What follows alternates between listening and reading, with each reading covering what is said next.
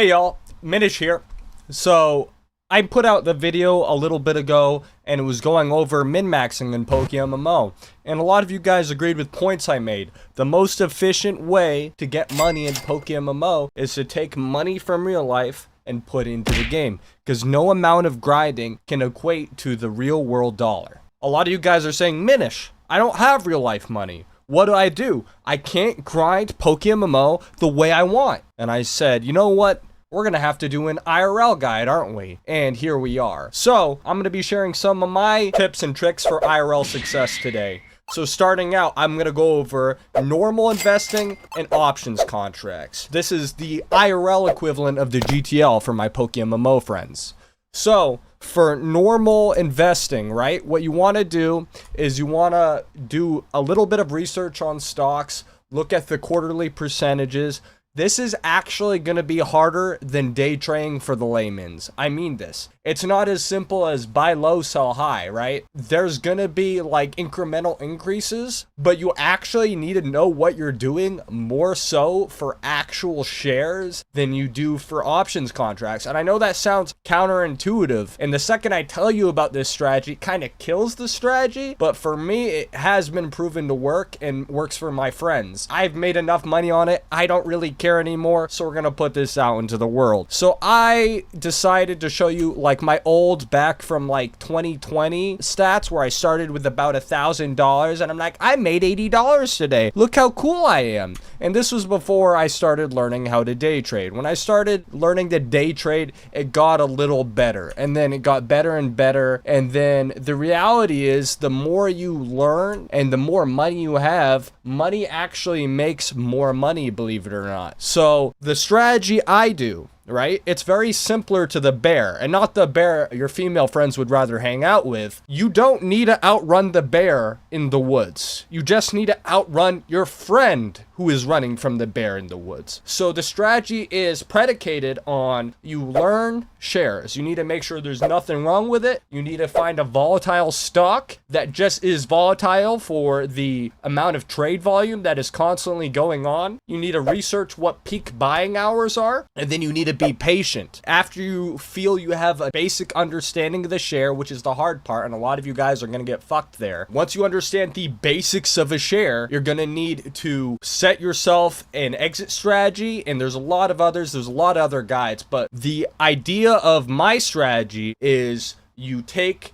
your minimum amount, right, for an options contract, because an options contract for the layman is getting like 200 shares that expire that same day. So you stand to lose everything, but you also stand to gain anything. But you don't really care because you're buying at the lowest point for that day.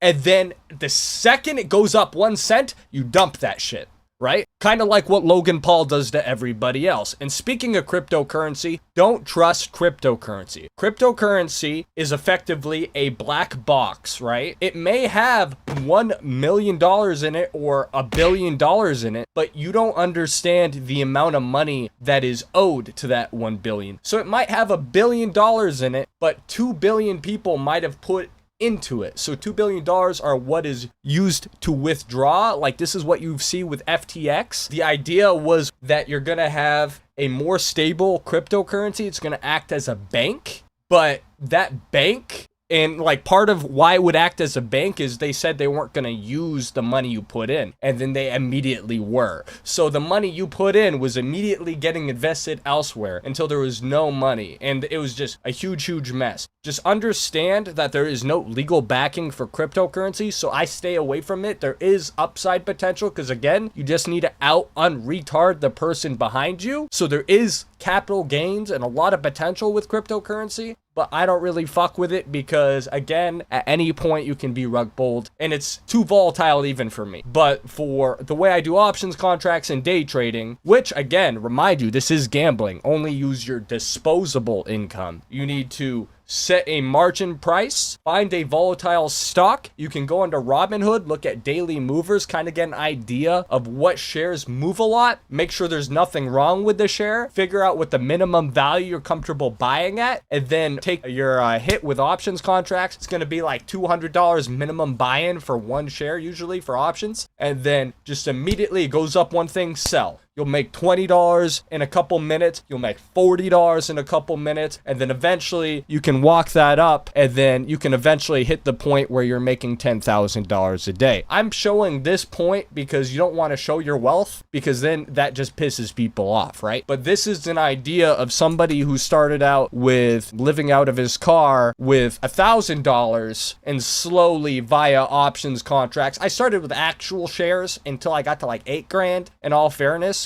But I walked myself up, and then I walked up from 20. Well, this is actually like showing me getting up from the initial price. But I put a bunch of these just so you know, like if you want to give yourself the lame excuse like a lot of people tend to do and be like, oh, but I don't have any money to invest, or, you know, it's a rigged system, or yeah, here's me making another 3 grand at 24, 14. But like, I'm tired of hearing just people bitching about like, I don't have IRL money for PokeMMO. Like, the second you see somebody else being successful, you should always try to replicate that success, right? And this isn't going to be one of those, oh, do my quick program. I don't give a fuck if you make or lose money. This is a guide here. So that is how you get money, right? That is how you get your base income. And remember, right now with the new laws, this is 50% tax. So when you do make all that risk, when you do make all those informed decisions, you're giving half that to the government. So just let that sink in. Rule number 2, right? If you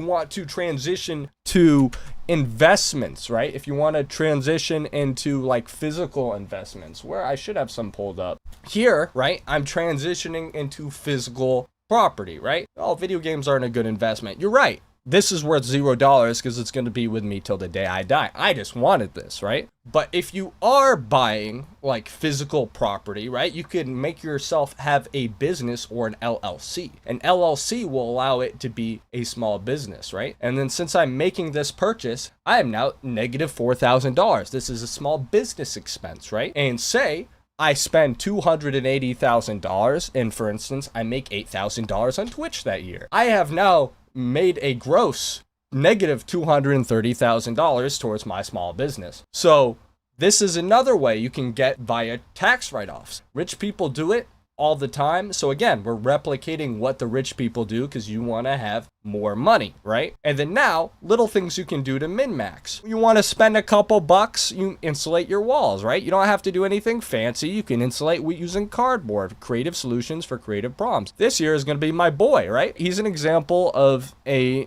person besides myself. I'm like, hey, what's your earnings today? He sent me this. He's doing a pretty good job. He does the same strat I was talking about earlier. Yeah, he's doing fucking good work, doing my strat. And then again, this is an example of a purchase, right? It's always a tax write-off for me, right? That's another little min-max you can do. And I invest a lot of money into these games, and it's super, super fun, super, super easy. Highly recommend, right? You guys want to get your LLCs going. That is another min-max you can do, right? So going back, right?